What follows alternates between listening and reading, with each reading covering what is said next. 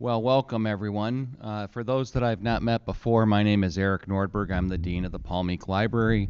Happy to have folks here and those joining us on the live stream.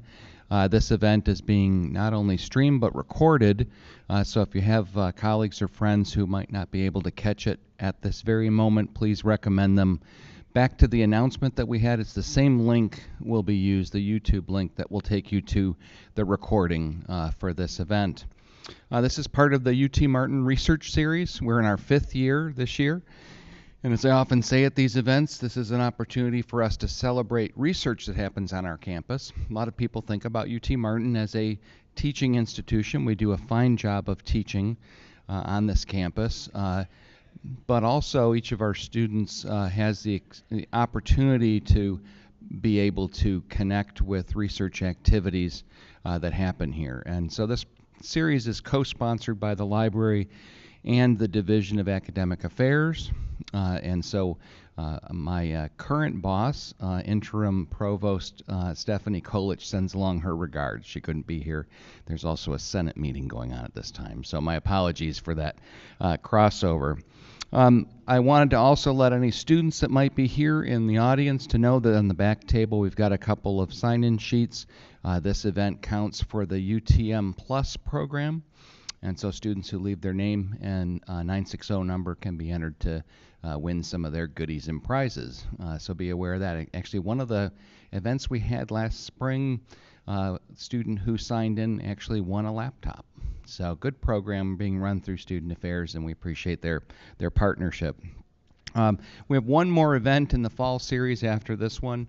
If you're here in town on November the 18th, we're going to be doing an event to celebrate UT Martin's 125th anniversary.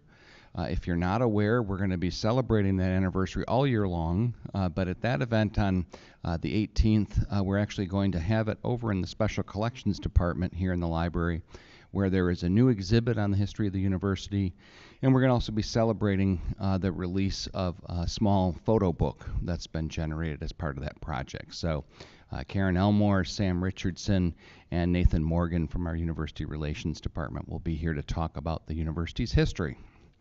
My thanks also for this event because our speaker today is one of 2 faculty members who've been selected as a featured faculty member. The Provost's office each semester can select up to 2 faculty members for this award. It's a nice award because it doesn't just go on your resume, there's actually money. And so the recipients get to get a little bit of cash to put towards their own research projects or other things. And in addition to the cash and the glory of being given that title, there is a small exhibit in the atrium of some of Dr. Rasool's work. So if you get a chance, pop over to have a look at that before you leave. My thanks to Karen Elmore in our Special Collections Department who puts those together. So let's talk about our speaker tonight. I've gotten to know Dr. Rasool over the course. We're almost exactly hiring twins, coming within a couple of months of each other. I think you're just about to celebrate 5 years, and I will celebrate 5 in February. But in that time, he's really accomplished a great deal here. He wears many different hats. He's traveled the world in lots of different ways. His educational qualifications have him as an undergraduate in London, as a master's student in Pakistan, as a master's student again in Georgia, and then his PhD from Georgia State as well. But then since he's been here, he's moved his way into an associate professor role in the Department of Political Science and Global Studies. I have to keep getting that down. Our new department that recently arose in the College of Humanities and Fine Arts. And Dean Bibby's here today, so thank you to see him as well. In those 5 years, the work that he's done as a faculty member has really excelled as an expert in Asian economics and political history, and we often see his face on various media outlets. In fact, I won't mention some of the ones he's been on, but we'll leave it at that. But he is being called upon more often to talk about the many things going on across our globe. He's also the inaugural director of our Center for Teaching and Learning here in the library. We're physically in the space here. And in that regard, he's been doing a lot of work recently looking at artificial intelligence and the impact that it has on higher education. and also helping faculty and our students understand how to harness those tools, not to cheat, but to actually improve the outputs that they put together, both in their faculty research, but also in the classroom. Um, that would be a good talk maybe for another event. We'll leave that for now. In his spare time, because he has so much spare time, he also helped to found the Center for Rural Innovation here at UT Martin. And he's going to talk about that a little bit today, but it's a really interesting collaboration now between the university and various municipal agents, nonprofits, to help smaller agencies that don't have the capacity to do certain types of work to actually get our faculty and our students involved in that. They get real world experience, and so it's a pretty exciting program. It's also one that's attracted some outside funding, over $100,000, and it's contributed to some of the work that Ford Motor Company is doing out of Blue Oval City to make sure that they're investing in our communities. He has received numerous awards since he's been here, teaching awards, research awards. Most notably, he was the Hardy Graham Distinguished Professor from 2022 to 2025. He was also in the last cohort of the System-Wide Leadership Institute. So it's a guy to get to know if you don't know him already. With that, maybe you can help me welcome Dr. Adnan Rasool.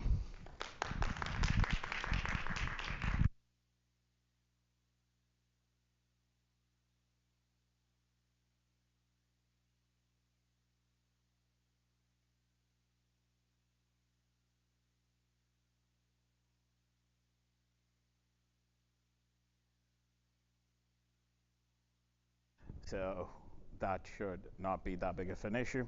That being said, thank you for being here. One of the things that I want to talk about today, and the purpose of my presentation, is this is a presentation that I have previously never made in this sense. So this is a fresh new presentation. And the reason I wanted to make this presentation and talk about the kind of work that we're doing is because this is something that is of essence for our communities and our institution.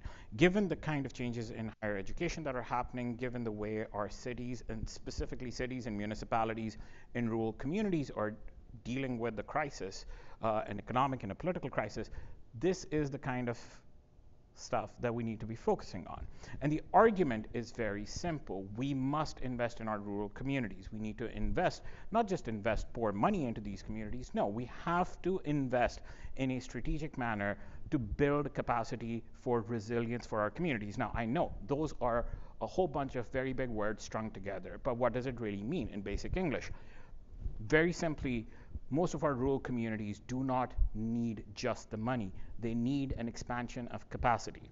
Institutions like ours and Murray State and our peers around us in this region, one of the functions that we have is to service our communities and build economic capacity in those communities. Why do I say that? Why am I fixating on this? Let me explain in detail to you. So, originally, we started out this project focusing on West Tennessee.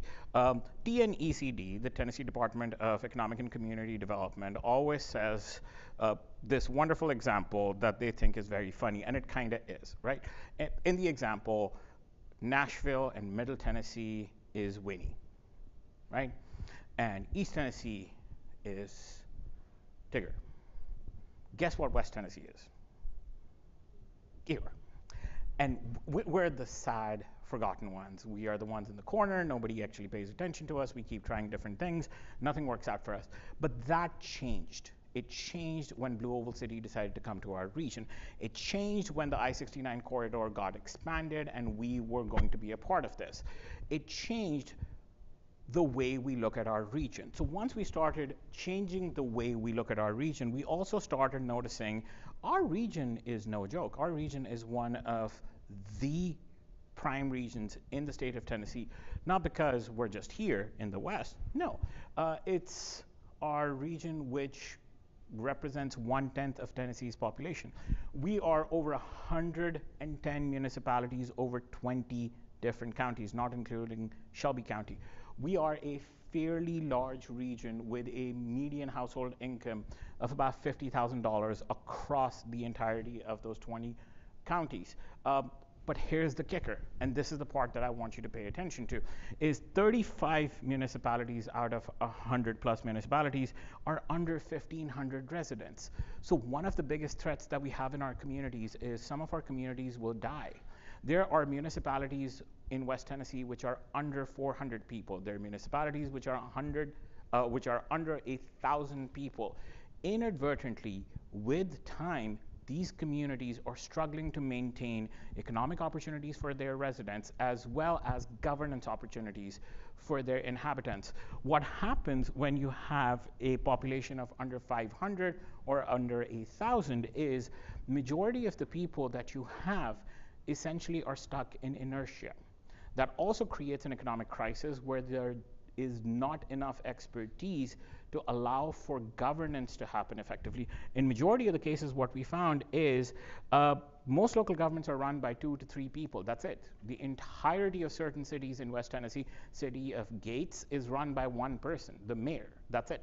City of Halls is about 3 people. There are certain counties, entire counties, Lake County, for example, has a skeletal staff of maybe 10 people, out of which half of them are part-time.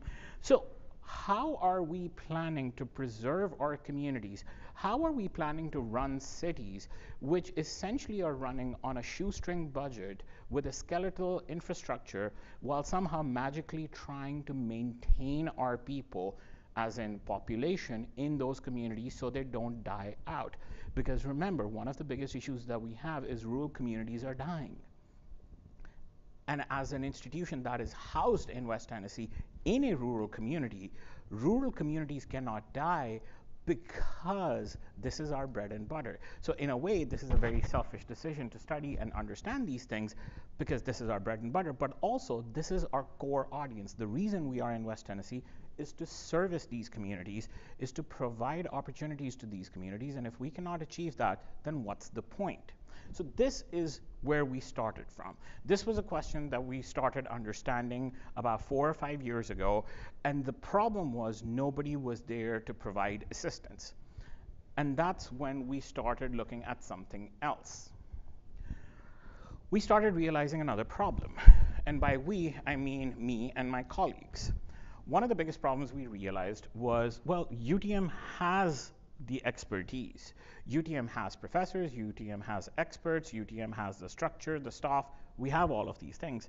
The problem is we are just not reaching out the community enough. What we started realizing by working with Ford was between us and University of Memphis, in either direction, there was nobody. So for a 20-county radius in West Tennessee, there were only 2 institutions that could provide any sort of governance assistance or technical assistance. It was us or University of Memphis. Nobody in between. So 110 municipalities were relying on expertise of folks based out of either Middle Tennessee in Nashville or in East Tennessee, either in Chattanooga or Knoxville. There was nothing local, which made sense. The community needs required them to have surveys. It required them to have economic data. That was the other thing that we stumbled on. When you have 1 or 2 people running your entire government, whether it's a county government, whether it's a city government, guess what those 1 or 2 people cannot do? Compile and process data, because those 2 people or 1 person is trying to put out fires, make sure zoning is done, and do the bare minimum to keep your county or municipality running. In that sense, there was a serious lack of data. There was a serious lack of decision-making expertise on anything from GIS to how do we get this paper filled out and submitted. Things like how do you write a grant to get money from the government of Tennessee? How do you reach out to a different county in a different part of Tennessee? Or how do I reach out to a city mayor 4 cities away from me?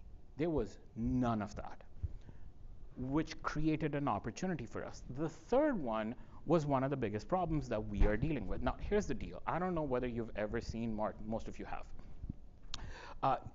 We are not in the middle of anything, fine? Which means when students graduate from our institution, they normally go towards Memphis or Nashville or to a bigger city to find jobs. Especially in the case of political science and global studies or public affairs, in order for you to land a job, you have to go towards Nashville or Memphis or at least till Jackson to find yourself a half-decent job. The problem that we were dealing with was our student body simply does not have enough resources to start doing internships in Jackson, in Memphis, or in Nashville. Our student opportunities for internships were limited. County governments within our region do not have the money to hire interns. City governments in our region do not have enough money to hire interns. We were looking at a problem of simply placing our students in different places. It all started with those problems. So what we are dealing with are three issues. We're here, we're trying to service our communities, we are experts, good. Our communities genuinely need support because it's a skeletal structure of one or two people trying to do their level best. And we don't have internships for our students who we are graduating and we're training, but we're just kind of sending them out there and telling them, good luck figuring out what you want to do afterwards. We have done our best.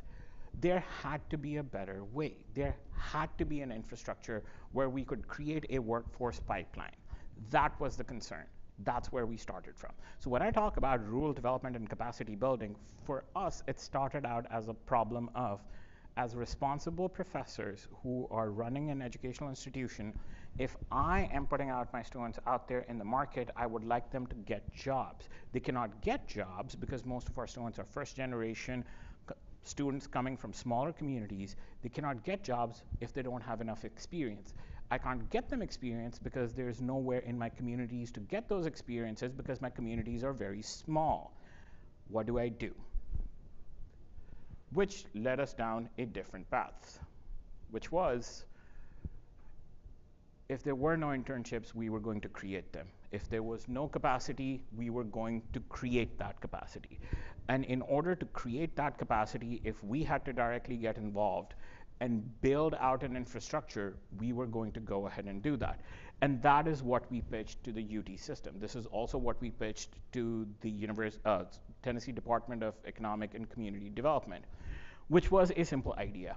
Most of these governments are skeletal structures. It's one or two people. They simply do not have enough people to run the show. They don't even have enough people to photocopy on time. They don't have enough people to scan the documents and save them. They don't have enough people, period. We can help you with that. We have students who are trained, students who are willing to work, students who need an opportunity to get real life experiences that is going to help them. We can provide direct governmental support. For our students got hands-on experiences. We wanted to build an experiential learning opportunity for our students, not just saying the words experiential learning over and over again, but giving them real opportunities that are based on their experiences, where they actually go out there, try out different techniques that they're learning in class, and execute all of this. This was our intention. And lastly, if we could do both of these things, we could end up doing community-based research. We could actually do community-based research. Things like need assessment surveys, collecting data. Because if we could do all of these things, all three of these things, it would create a perfect loop. We could provide direct governmental support. Not only that, we could staff governments with our students who would get real-life experiences. They would actually understand everything they learn in class has value and can be implemented.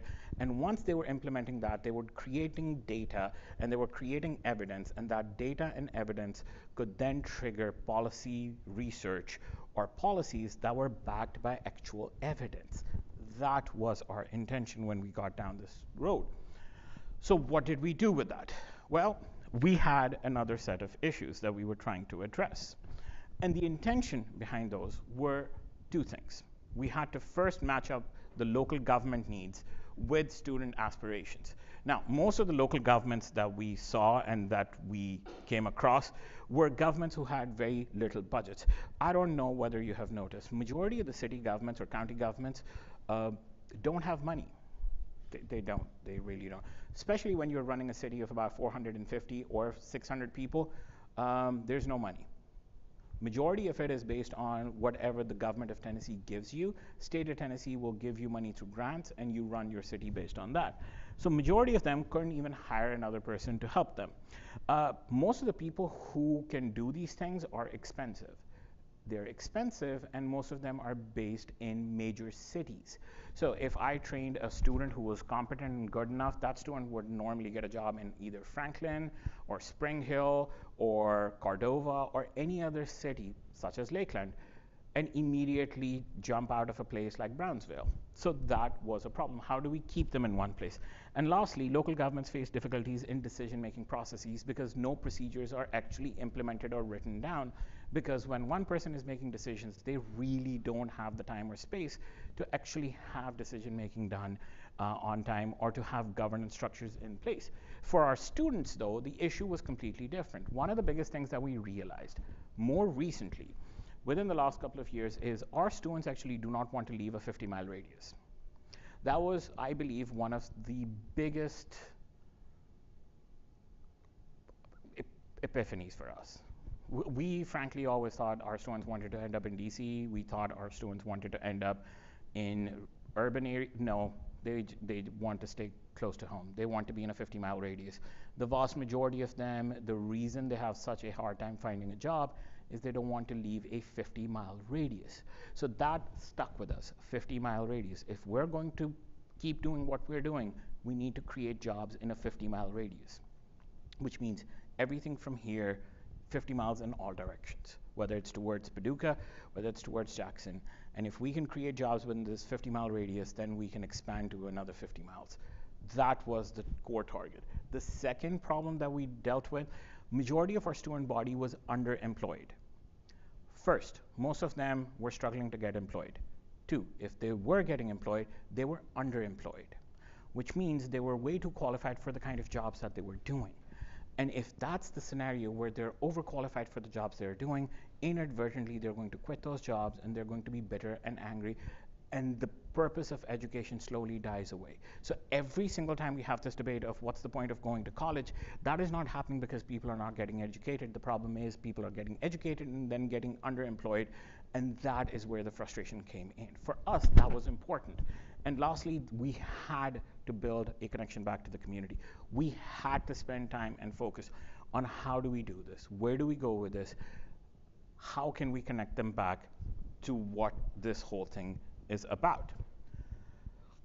To address that, we created an experiential learning project.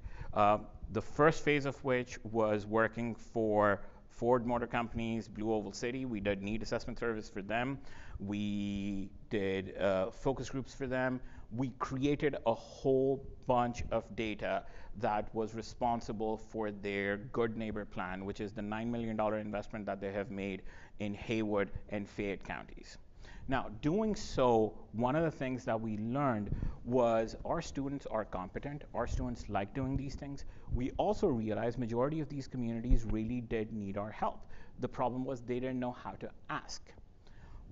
They didn't know how to ask, they had no point person, but more importantly than anything else, I realized we did not have an infrastructure in place which could provide them the services that they wanted, even if they reached out in a cohesive manner. That was actually one of the foundational ideas behind creating the Center for Rural Innovation, where it should be a one-stop shop of you could reach out to the University of Tennessee at Martin to seek assistance as a city or a county government and get provided with assistance from the University of Tennessee at Martin through support from TNECD or other governmental organizations or grant-making organizations. That was the purpose behind all of this.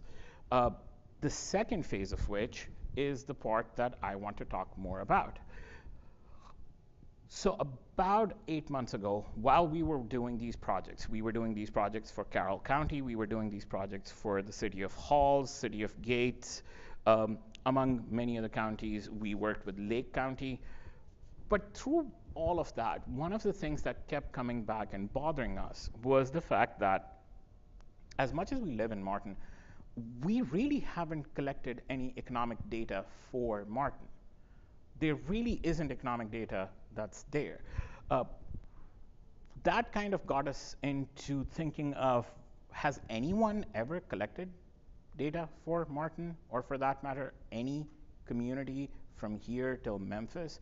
So remember on the first slide I said there are 110 municipalities and there are about 20 counties. Has anyone ever done any of that stuff?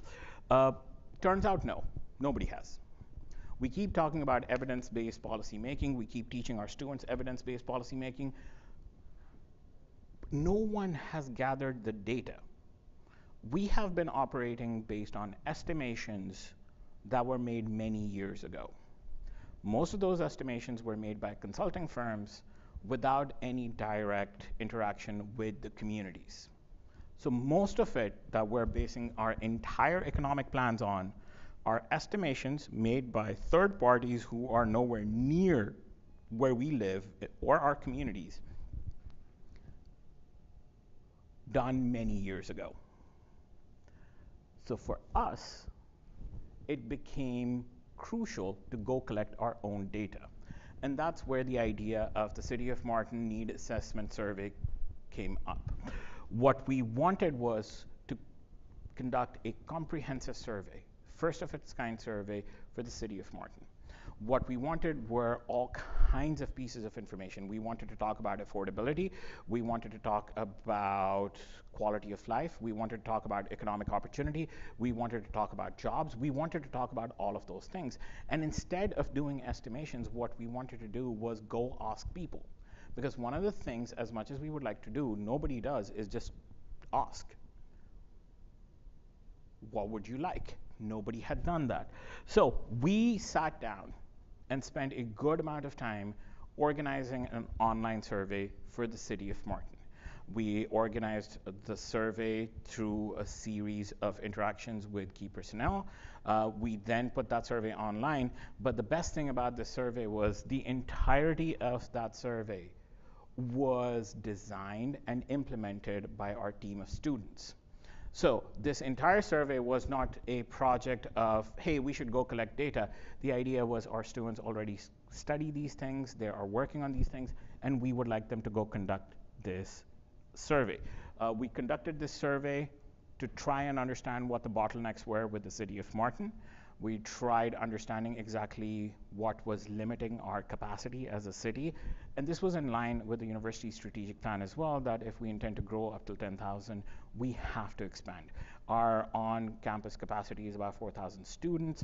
And if we are to touch 10,000, we have to expand our capacity to 6,000. But the city also has to be able to expand the housing opportunities, job opportunities, so on and so forth. So we conducted the survey. We got about 1,100 respondents, specifically 1,152 respondents. We have a completion rate of over 75% for the survey. The completed survey ratio is about, the number is closer to about 856 people who completed the entire survey. It's a fairly long survey, but we also interviewed people. We interviewed a whole bunch of people in Martin, everyone from people who are investors, people who've lived here a long time, people who have a serious business interests, people who are trying to build new things, whether it's real estate, whether it is businesses. We interviewed a whole bunch of people, and again, all of these interviews were not conducted by me alone. It was our team of students who conducted most of these. And then the data that we gathered has been interested in terms of understanding where Martin stands. And at this point of time, I want to share some of that data with you, what it looks like. So for instance, Martin has an insanely high housing need. The housing need for us is kind of twisted. Some of this I have repeated in different meetings at different points of time, but generally speaking, the rule is affordable housing calculates a rate of, you should be able to afford a house equivalent to 3 to 4 times your salary. So if your household income is 50,000, you should be able to afford a house up to about 200,000. And if your city has enough housing for about $200,000, and the median income in your city is per household is about 49 to 55,000, people should not have problems getting a house. Now, one thing we realized is the average income for the City of Martin is about $42,000. That's per household. Now, average income normally is pretty close to the median income. In the City of Martin's case, the average income is closer to about $42,000, but the median income is closer to about $49,500. So for the sake of the argument, 50,000. What does that mean? What that means is City of Martin's housing data is skewed because of the university and MTD. There are people who make significantly more money than the average. And because there are people who make significantly more money than the average, the housing market skews for them. Martin has a housing ownership rate based on our survey of closer to about 64 to 65%. 35% of the residents in Martin live in rental units. The problem is the rental units rates have gone up more significantly within the last 4 years than the price of property has. So essentially, a house in Martin is about $275,000, which is, according to us, based on our calculations, an artificial appreciation of about 30%. So property in Martin is exaggerated by about 30%. Why does it matter? Why am I talking about this? It matters because the rents in Martin are also higher by 30%. That means there is a housing shortage in Martin with at least 30%. What it also means is when our students keep coming to this town and they start looking for housing, it is more expensive than majority of the other university towns. Housing in Martin for two-bedroom apartments that are being built out right behind Hampton Inn, that's closer to $1,500, $1,600. Students cannot afford that. Families are going to struggle to afford that. A house that you could rent in Martin about 3 years ago for about $800 now goes for anywhere between $1,400 to $1,600. A two-bedroom house with one bath, which was originally selling for about $120,000 or $125,000, is now selling for closer to $180,000 to $190,000. Why does any of this matter? It matters because Martin is becoming increasingly expensive. Now, why should we be bothered about this? Why were we concerned about this? Because we're trying to hit a target of 10,000 students, and we can't hit that target of 10,000 students without putting those people somewhere. If your housing prices keep going up and you are starting to compete with Murray and Paducah and Jackson, you're going to have people take a second look because the tuition may be down, housing isn't. What does it mean for the rest of our community? It means when I'm starting a new business in the city of Martin, it is 30% more expensive, hypothetically, based on just the rental pricing than anywhere else. It is cheaper for me to start a business, and this is not even taking into account the governmental hoops and the paperwork, the zoning laws that you have to go through in order to build out a business, compared to, say, for example, in Union City or, frankly, even down in Dresden. It is more expensive to do so here. It is cheaper to do so in Greenfield. Then why are we expecting our students to spend money in the city of Martin? It also highlighted another issue that we had never considered prior to running this survey.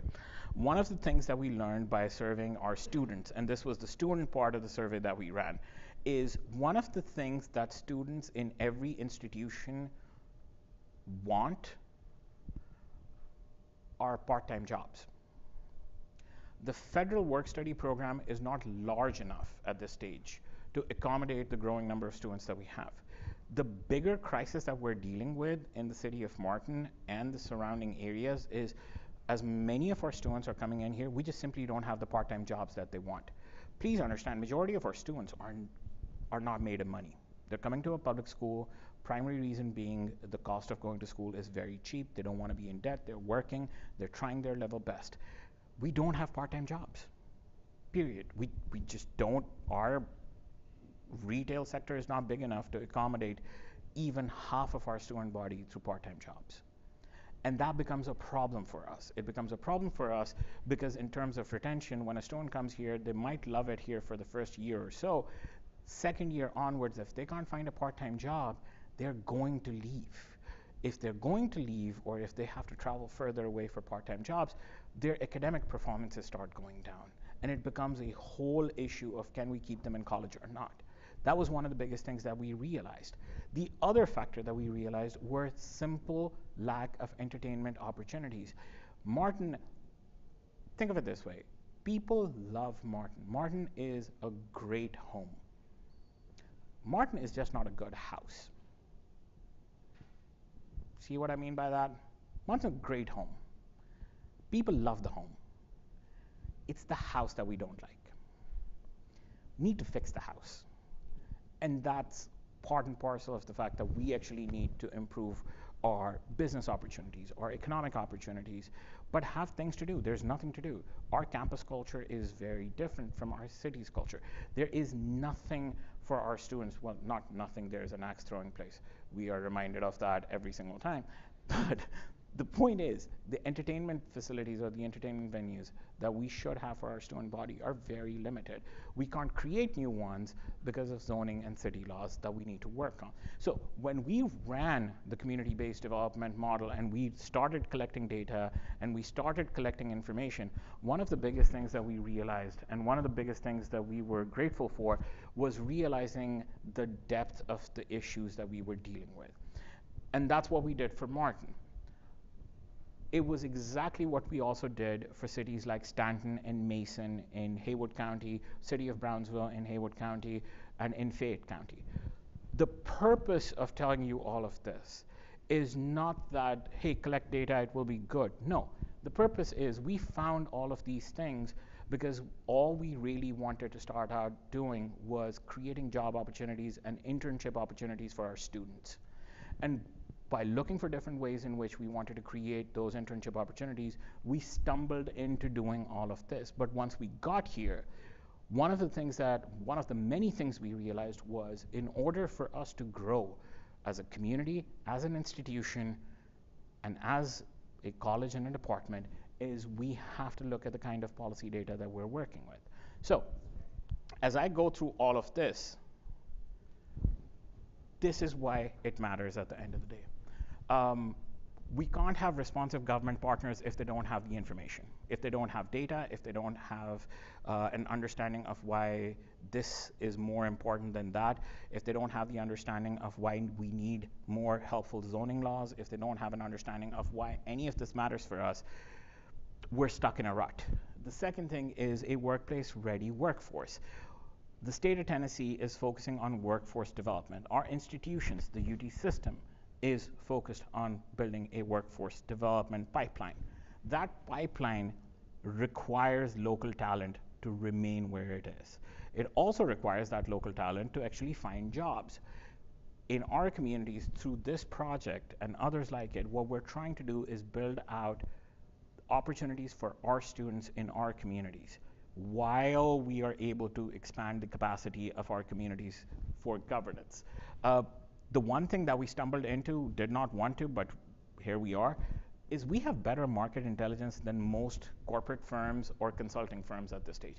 Because we're in educational institutions and because our students are from these communities, we understand these communities better than any consulting firm out of Memphis or out of Knoxville or Nashville. We get it. We understand these things better. Plus, we can provide this data and this information for sectors and industries that are interested in expanding in this region. The kind of work and data that we collected for Stanton and Mason led to Ford investing $9 million. The kind of data that we're creating for Martin, we hope will also lead to significant amounts of investment, but also changes in the procedures to make it easier to open businesses, to expand the kind of opportunities that are there, not just for our students, but for our community members.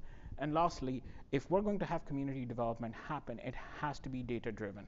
It has to be based on evidence, because when we're collecting that evidence, it's not just us collecting information.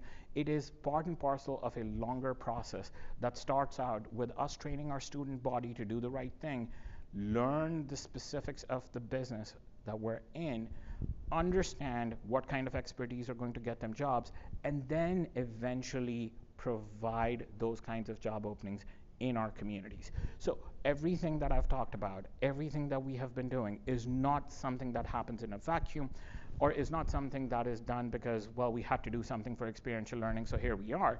No, this is connected to each other. The more we have gathered this information, the more we have worked with our community partners, the more we have realized this is the way forward for us. As we continue to grow, we have to create those opportunities. We can't just sit here and pretend they will pop up. We have to build them. And this entire project, in terms of building rural capacity, was one way of doing so. As a part of this research, majority of our students who worked on this have found jobs within the state of Tennessee's different governmental agencies. Some of our students have decided to go to law school and become lawyers in municipal law. Some of our students have decided to go and study policy at the graduate school level. All of these changes have happened as a direct result of our students being part of this process. In total, we have run this project in West Tennessee. We have also run a smaller version of this at University of Tennessee Southern in Pulaski, as well as University of Tennessee at Chattanooga. UTC ran a very small version of this with our help, but at the end of the day, this is what we have tried to build out for our community and specifically the city of Morton.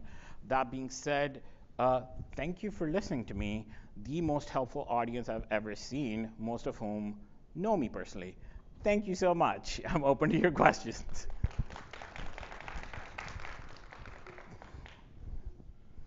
Oh my God, this is going to be a really tough question and answer session. I do have a microphone if people have questions. We always want to make sure that folks tuning in on the stream hear the question.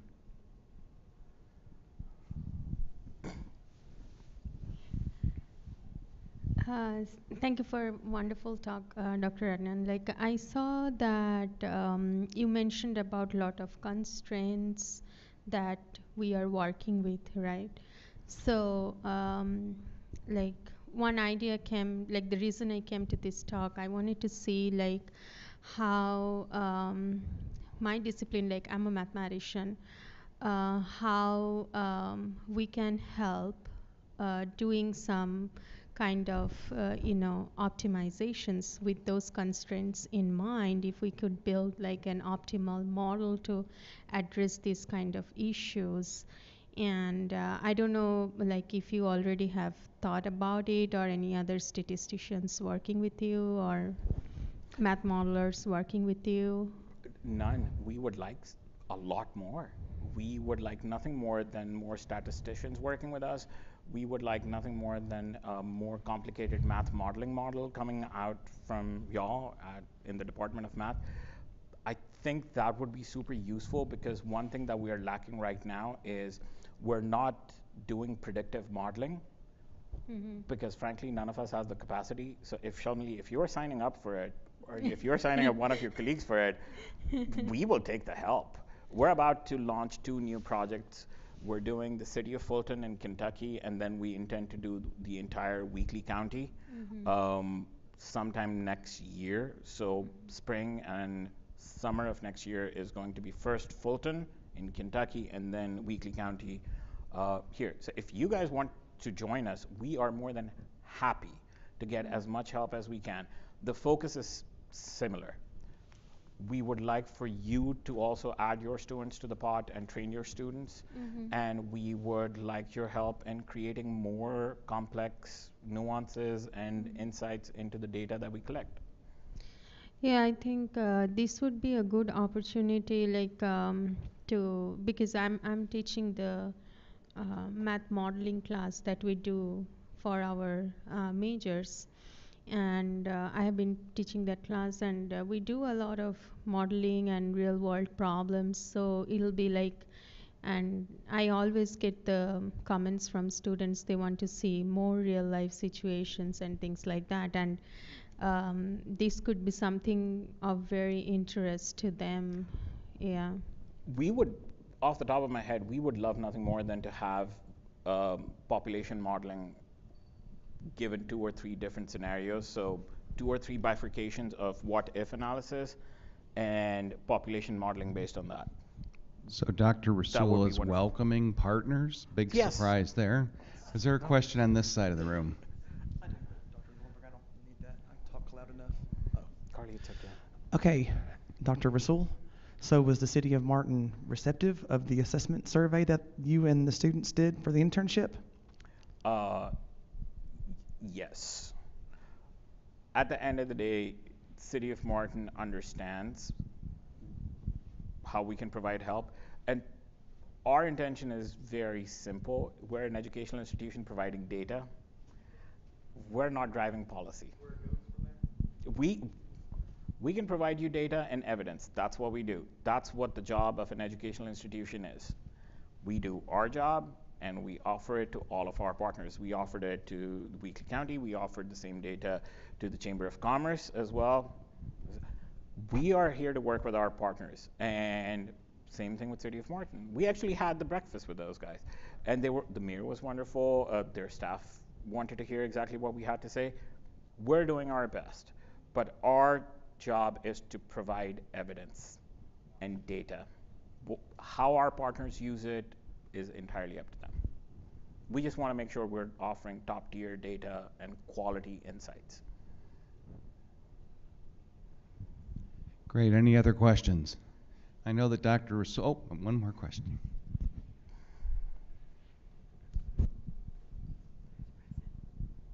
Hi, Dr. Rasool. Hi, Nicole. It's good to see you again.